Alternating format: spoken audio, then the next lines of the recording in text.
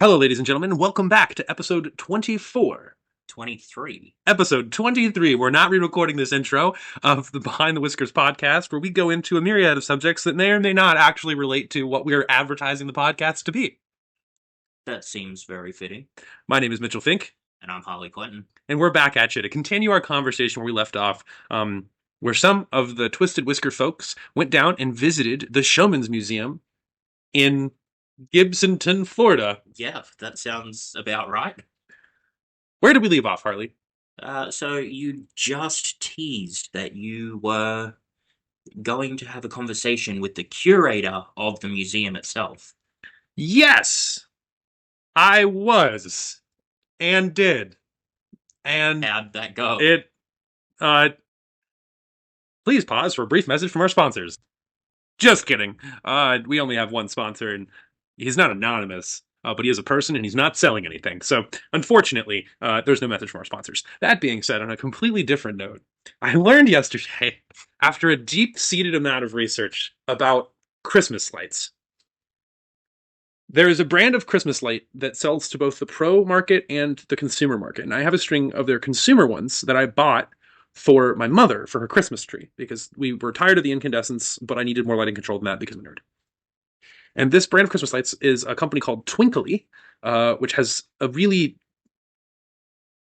flowery fairy kind of name, which is funny if you know me that I'm saying that. Hilarious. And anyway, I found out yesterday that their pro lights are made to be networked. They're pixelated Christmas lights. So you like put them on a tree and you map them, and then you can like draw doodles You could essentially project an image to it. ish if you put enough lights. Yeah. And I've been chasing down this crazy idea for our show to do a night sky in the ceiling. I am obsessed with this vision, and it all came from a visit that I made with one William Carlson to the Fox Theater in Atlanta, and two theater nerds we paid, I think, over $300 a piece for the tickets to go see the show that we were going to go see. We were there to see Hadestown. Nice. And in this, the ceiling of the Fox Theater has 100 Swarovski crystals set into the ceiling. It was built in the 1920s. Jeez. That have old school, essentially blinker bulbs in them so that the filament heats up, and then at a certain point, it will open a contact and then reclose it as it cools down, which causes the stars to twinkle because they're, 80 feet above your head. And I actually got on it completely, as I'm following this rabbit trail around, completely different note, to meet the previous head electrician of the building who was on tour, who came to DPAC with a show. We're talking about it. There was a folk story that one of the construction workers shoved a Coke bottle up there because he broke one of the crystals. He said it's complete balderdash. Absolutely untrue. They're all Swarovski crystals, and they've been there since the 1920s. The theater also opened with a projected night sky in 1920, which is insane. And it may not have been in the year 1920. Crazy. We're ballparking here, people. Okay, I didn't pull up the Fox Theater to fact check that, but I know that it opened sometime well before the Depression, because the theater closes during that. It's a whole mess. Anyway, the point is, this night sky thing has really been kicking my ass because I really, really want that. One of the products that we use commonly backstage of theater is a star drop. They don't happen anymore because a lot of shows travel with projections. But if you need stars behind somebody, there isn't enough space at the rear of the theater to rear project onto a curtain a night sky and stars. Plus, projecting black onto white material is impossible, which means you need to start with an object that is already inherently black and then make light appear in it, which is really hard for even a projector to do. Unless you like paint white stars, and at that point you might as well just use the Painted stars. yeah. So over the years, it's changed how they've done it. But the most popular iteration that lasted the longest was to use fiber optics run through heavy felt in a curtain, and then you'd have like a servo-controlled wheel with little lights in it that is all the way at the top of the batten the drop is hung from. And then you can create, sometimes it's just white, sometimes there are multiple colors, sometimes you can change different sections of the curtain. Like that's all great. Okay, like I thought about the fiber optic route, which would be an insane thing for us to travel with. Yeah. We have other things we need to spend money on. Sounds quite pricey as well. Oh yeah. Oh, they're tremendously pricey. Like if I look up average prices for a fiber optic star drop, let's torture our audience here with this complete total sidebar. Just going off the rails. I feel like the show used to be better when we just babbled. And I've been so focused on just like push the content. And there are amazing things that happen throughout our lives in the norm here that we haven't talked about. It's like, well, what is the episode focused on, Harley? And you're like, well, we talked about talking about this. And then we talk about that, but then we lose the enthusiastic rambling. It's funny how I've been saying that the enthusiastic rambling is what sells since day one, but you wanted to have a script, and then I'd write you out a script, and then you'd just Not read the script. even read Yeah, the not even open script. it. Correct. Yeah. So I'm glad we're back to where we need to be to produce some good stuff. Yeah, absolutely. So for all of you that have been tortured by not getting that content as you thought it was going to be promised, I'm sorry, but we're back now, at least for this episode, and then I might go back to the other way, the other episode, just to keep Harley on his toes. But Just blame Twinkerbell over here. that's right, Twinkabell. All right, so let's see.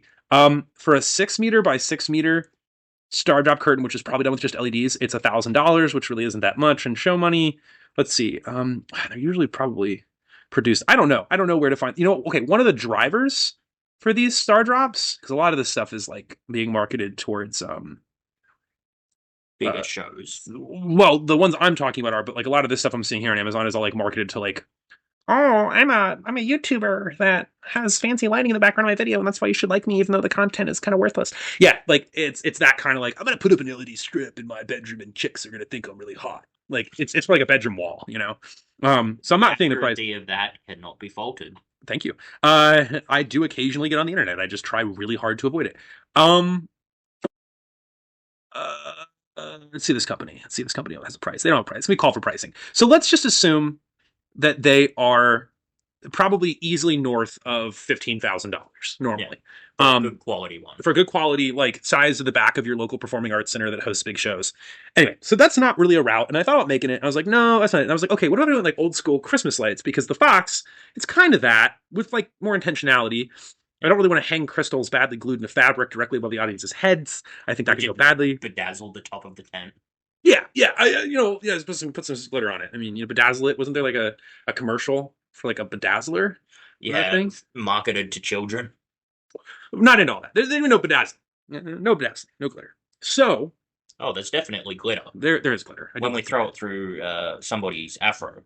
Well, I mean, that's true. Watching a little white boy run around with glitter in his curly hair is kind of funny. But even then, no, glitter's awful. I hate glitter. It is the herpes of crafting and art and theater, and it needs to die. That being said, the solution I came to was pixel lights, but I have a long and storied history of hating pixel lights and most of the production stuff that the money-making side of the company does. And David Atlas can certainly attest to this next time we get him on the air. I hate pixels with a passion because to use pixels well is usually very expensive to get the driving software behind it, to have them in any kind of quantity that's impactful. We've done it with a free program called X-Lights, which is all right. It's an all right program, but it's kind of annoying to work with. And if you're trying to render video that then the software figures out upon the pixels, it moves kind of slowly and it doesn't play well with others. So if I have a bunch of DMX stage lights, I've got software that runs that fine, but then I need to be able to send time code to X-Lights. I'm getting in like way too deep here. That's fair. Okay, the point is that like I was beating my head against a tree and it was like, I can't figure it out. So the cool news is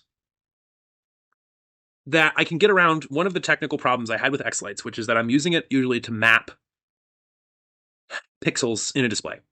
All the way to sound, back to the Star Drop, is that I have a couple sets of these twinkly lights, and I have a friend of ours who we've done some shows for, and she is clearing out some old dead stock and has a couple sets of those lights still.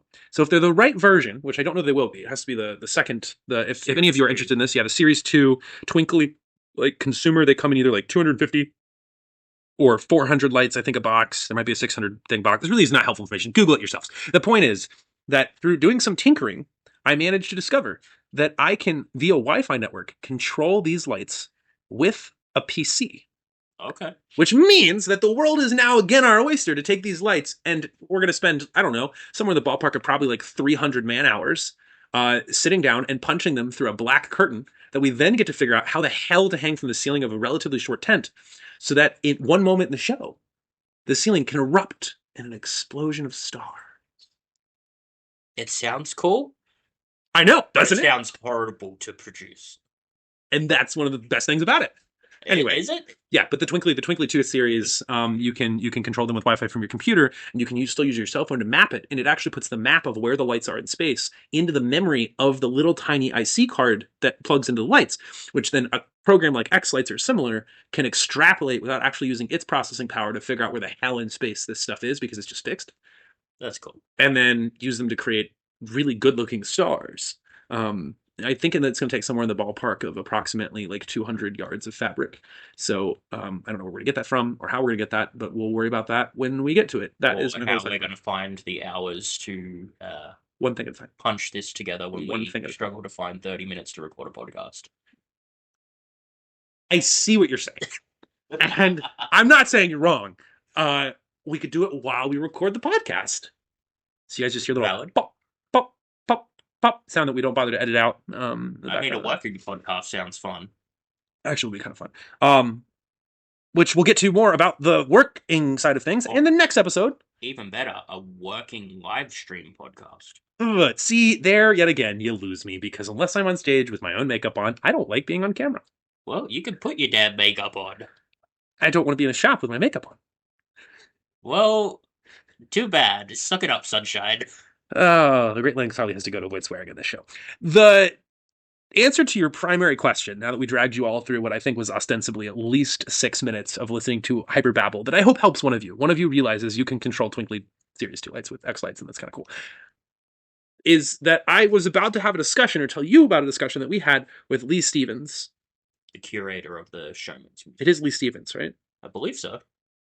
Is it Stevens? It is Lee Stevens. Okay, so if any of you want to see what Lee Stevens looks like, go to the Showman's Museum's Instagram, and he posts a video, I think, damn near daily, of him talking about somebody that visited or something that happened or whatever. And he is so clearly an individual that spent so much time on the lot of a carnival because it's in the way he talks. It's in the way he reads people. And he had us flagged as up to no good from the moment we walked in that museum. He was leaving for like dinner or something, and they only had an hour left. And the first thing he did, we got out of the car, and he goes, well, why the hell did you wait so late to come down here? And I was just like, and he's like, well, what the hell? Hurry up and get inside. And he was just like so enthusiastic out of the gate. Wonderful guy. And so we come around towards the end of our visit. We're coming back down to the lobby, and he is up on the top of a rickety stepladder changing incandescent bulbs in one of the antique displays that they have there. And he gets to talking, and I don't remember how we bring it up, but there was something like, he asks where we're from or who we are, and I'm cagey about it. Or he takes a moment of humor to decide that I was cagey. He makes a joke about it. Yeah. And I was like, okay. And he goes, you guys do working acts, right? You guys are sideshow people. And I was like, and he goes, I bet you want to know how I knew that. He used it like a catchphrase. It was hilarious. Which is the habit. Like an evil villain. He's like about to run off into his monologue.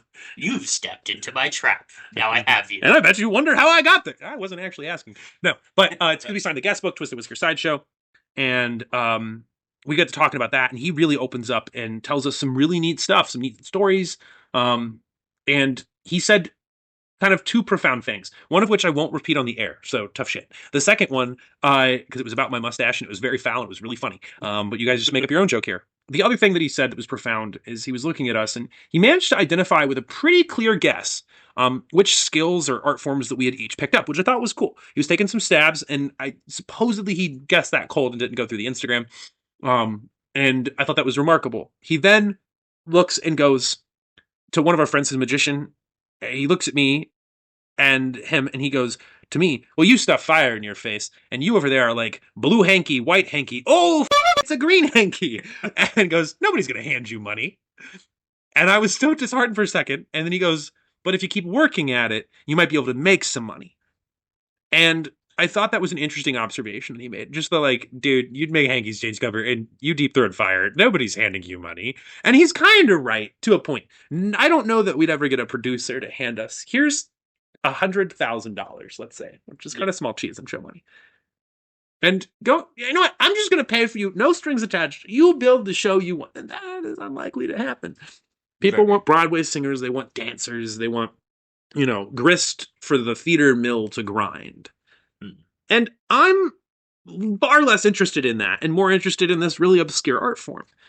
Anyway, but he said a couple other things. He said definitely check out the state fairs. That's something we've been tossing around for a while that we've been inclined to do. And we talked about in a previous episode, I believe, that we had looked into it and then decided to back off. We're not ready. And we're still kind of existing in that same pot of not ready for something like that. It'll take a while for us to be ready for something. I think so. That big and like that in depth. Because it's going to be like a week and a half of just straight performances, no break, no rest, just get up and go. And that's not something that we've really developed the stamina for yet. We had a little bit of taste of that when we were doing our shows down at Haunted Harvest. I think we got 4 shows done in 4 hours, which was insane. But comparing that to doing a show each hour to hour and a half over 16 hours and then rinse and repeat and do it again the next day, and the next day, and the next, we are going to be absolutely destroyed by the end of it. Yes, I think that it. We lack the stamina. You guys go back revisit that episode if you haven't heard it already. We go into great detail about why we did make some big strides, like acquiring a tent, and doing some other acquisition stuff. We have a marquee, some other things that are important for being able to set that up, but we're not to the point where I think that project can take off in that format. And also another problem that I'm running into, which was deviating from the Showman's Museum. At this point, I'm going to actively steer into what I'm excited to talk about. It's not an announcement. Don't get that excited. But if you guys are interested and have more questions about the museum, first thing I would say is go pay it a goddamn visit. It's really, really cool. And no amount of me yapping about it or you looking at our pictures is going to help you better understand and wrap your head around the insanely complex selection of curated objects they have in that space. It is so tremendously overwhelming to be in a space where you're scrapping through black and white pictures, and then all of a sudden you're in a space and you look at all these objects that are real, and you start to process the totality of it. That being said, I have completely forgotten what other tangent I was going to go on. So it must not have been that important. One of the things I'll say about the space there is that it's really interesting when you start to apply TISM brain to it and you start picking up patterns very quickly. If you guys flip through the pictures, you can probably see a lot of these patterns emerge for yourselves, but it's easier when you're in a space, in a room, and you can keep coming back and forth to the same objects and putting it together. The one is the very painterly style, and what the word painterly means in art is intentionally made so that someone can, sometimes it's accidental, depending on the quality of the painter. But painterly is the marks or thumbprints that a hand-painted object has that a printed object simply will never have. And you see this in a lot of like bullshit Hobby Lobby paintings. Also, shout out to Hobby Lobby, go burn in hell. But anyway, the bull crap that they sell at the opening of at the like front of the store, where it's like I'm a fake garage dad who can't get his own cool sign, so I'm gonna buy bullshit here to put in my garage so I look like a garage dad. If you go up and you actually touch those paintings, they have texture, but it's a bull. What they do is they print it on canvas and then they like spatula some texture on it in certain colors, so it has an at-a-glance appearance of being painted. But it's actually just printed canvas. Right, it's just bull. Yeah. And so, I mean, if you're gonna buy a print and put it up, that's a respectable thing to do. But like commercialized prints, I got nothing for that. You're giving people cheap, crappy ways to decorate their house so that the American economy, at least I can tell, is completely satisfied with, and I think it's sad. I would rather have, and I do have in my room, paintings done from when my brother was 5 that look tremendously awful, but are wonderful because he made them and gave them to me. And there's a lot of sentiment behind it. Yeah, like that's a cool piece of art. Like, or go paint your own art, or like do that weird thing. I don't know if you ever saw it was marketed to couples where you can get naked together, put a canvas down on the ground, do what adults do involving a stork when that happens, and then you make a piece of art and then you hang it up in your bedroom, which sounds just like a heinous mess to clean up. Yeah, that doesn't sound pleasant at all. No, not even remotely. But like, you could find a way to make art for your wall.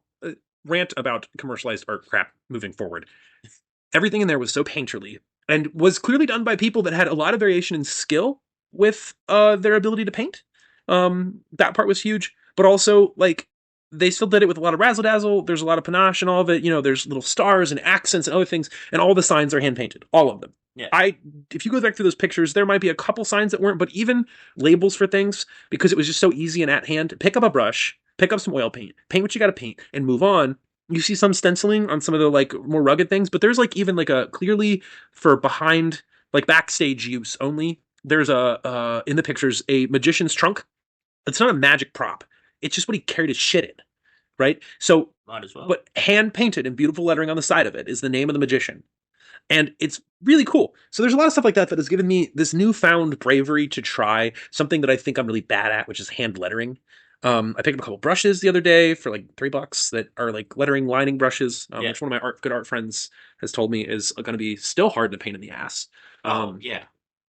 Lettering's always going to be a difficult thing, especially when you're trying to do it well. And especially when you, the way you write can only be deemed as having your own style of handwriting. Own language, really. It's kind of like hieroglyphics. It's true. Your own font. The good news is, I'll put you at ease there, all of the styles that I've been looking into and the tutorials I've been watching about hand lettering signage typically involve laying it out first, Yeah. possibly with a stencil, and then you go in and you paint it. And having the right brushes allows you to make those strokes really cleanly without running out of paint. And you're not like daubing the paint on. Yeah, it was. I remember when we did the first uh, banner for Twisted Whiskers, the lettering on that was painful. And we stenciled it. Like, we had. It is still hard to do when you don't have the right stuff. Yeah, I originally made it on, like, Photoshop or whatever, placed everything out, got the correct fonts, projected it onto a canvas, traced the projection with a lead pencil, and it was still a pain in the backside. Well, it's also because there are things we didn't know about prepping canvas. If you guys look at the canvases in those pictures, so most of those are sized with some sort of gesso, which is done to modern artists' canvases still, like even the ones you buy from Hobby Lobby that are pre-dressed to paint on. But you sometimes size just simply with paint to fill in the pores of the fabric, so you can actually glide a brush over the side of it. Yeah. There's some really cool books. I'll just text Harley the link, and then Harley, you could link it somewhere in there if you guys look at. I think it's called Painters of the Peculiar, and it's actually a book that breaks down the various styles of sideshow banner paintings. Sideshow banner lines are this really complex animal that we've been given kind of a really half-assed mental picture of in the American zeitgeist, because they varied hugely in style. There are some things that are the same. They were exaggerated caricatures. They're always hand lettered, and they usually have a border. That's the only things that are the same. But like size, even is all over the map.